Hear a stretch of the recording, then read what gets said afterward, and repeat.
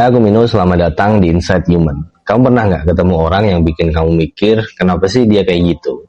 Sombong, egois, pengen menang sendiri, suka banget cari perhatian, dan yang paling nyebelin, selalu pengen kelihatan lebih hebat daripada orang lain. Karena saking keselnya, kamu bilang dalam hati, fix orang ini NPD, Narcissistic Personality Disorder. Tapi benar nggak sih? Sebelum aku lanjutin, kalian bisa klik subscribe dan klik tanda lonceng untuk support Inside Human dan biar kamu nggak ketinggalan episode-episode berikutnya. Oke, sebelum kita buru-buru kasih label ke orang lain, ada satu hal yang sering banget kita lupain. Semua orang punya sisi narsisnya sendiri-sendiri. Aku punya, kamu punya, bahkan orang yang kelihatan paling rendah hati pun punya bagian kecil dalam dirinya yang pengen diakui, dihargai, dan disayangi.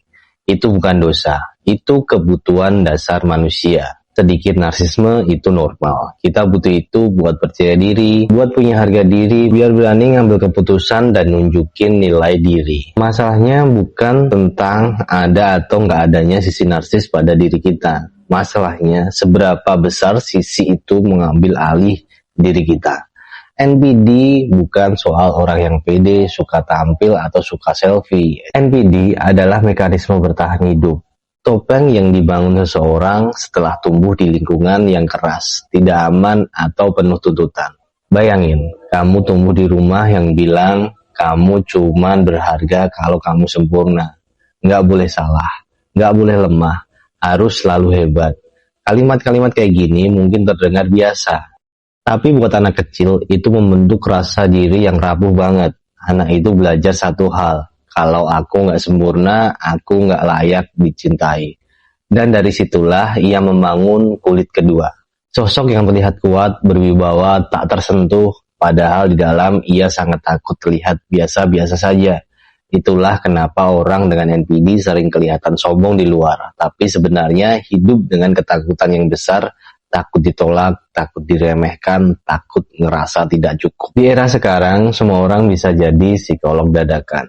Cuma nonton video 1 menit di TikTok, langsung berani bilang, orang itu toksik, dia NPD, dia gaslighter. Padahal diagnosis kepribadian itu bukan hal yang ringan. Itu nggak bisa ditebak dari satu kepribadian. Nggak bisa dari satu chat, satu video, atau satu momen marah. Diagnosis itu butuh proses panjang. Observasi bertahun-tahun, wawancara, dan pemahaman yang dalam tentang pola hidup seseorang.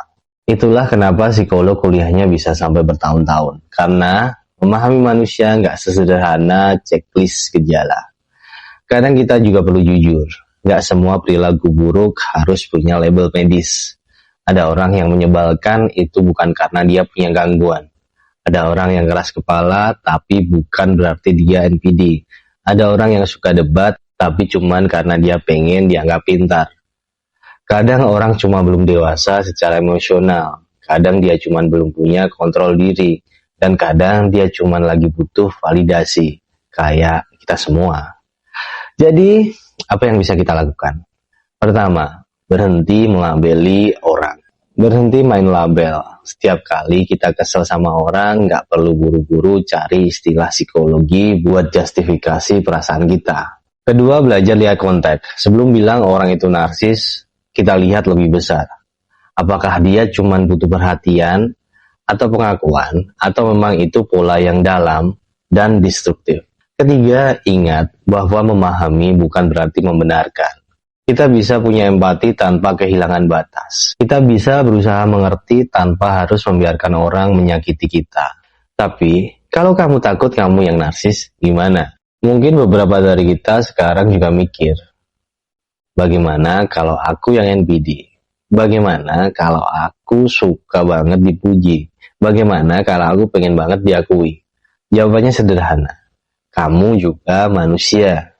Dan itu manusiawi. Kita semua ingin dianggap penting, kita semua ingin dicintai, dan itu bukan tanda gangguan. Itu tanda bahwa kamu hidup sebagai manusia.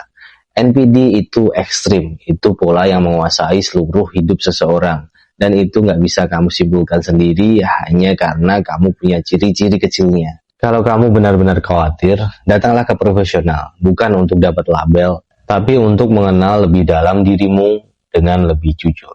Jadi, mungkin sekarang waktunya kita sedikit lebih tenang, sedikit lebih jernih sebelum menilai orang lain. Karena di balik perilaku yang bikin kita jengkel, selalu ada cerita yang belum kita ketahui. Label bisa melukai, dan kadang yang orang butuhkan bukan diagnosa, tapi ruang aman untuk menjadi manusia.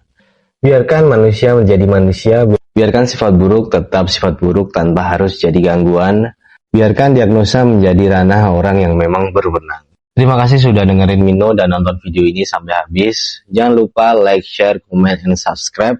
Sampai jumpa di episode selanjutnya di Inside Human.